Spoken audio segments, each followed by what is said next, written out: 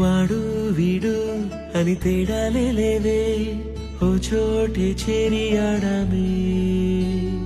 అమ్మా నాన్నల్ని ఎంతో విసిగించి మాటే వినదంట వయసే. ఇప్పుడే గుర్తొస్తే అన్నీ వదిలేసి మా గుండె తిరిగేదా చోటే.